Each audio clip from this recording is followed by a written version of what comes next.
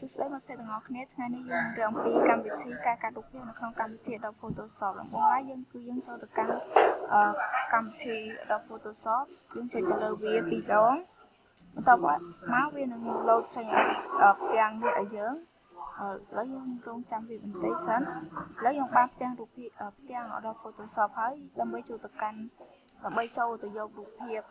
ដែលយើងពេញចិត្តយើងត្រូវចូលទៅពាក្យថា file បន្ទាប់មកយើងយកពាក្យថា open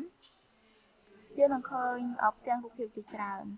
ឡូវយើងរករូបភាពដែលយើងចង់កាត់ឥឡូវយើងសុំឧទាហរណ៍ថាយករូបភាពនេះទៅចុះយើងត្រូវចុចលើរូបភាពហ្នឹងហើយយើងយកពាក្យថា open បន្ទាប់មកយើងនឹងបានរូបភាពមួយនេះដើម្បីយើងកាត់រូបភាពនេះបានយើងចូលទៅកាន់ crop tool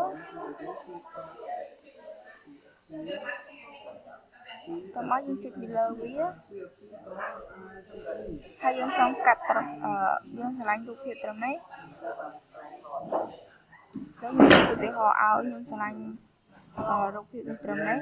ដើម្បីឲ្យបាត់រូបភាពគៀននេះគឺខ្ញុំត្រូវចុចលើសញ្ញាគ្រីឥឡូវយើងបានរូបភាពដែលយើងឆ្លាញ់ហើយអរគុណសម្រាប់ការទស្សនាវីដេអូនេះសូមជួបគ្នានៅវគ្គបន្តទៀត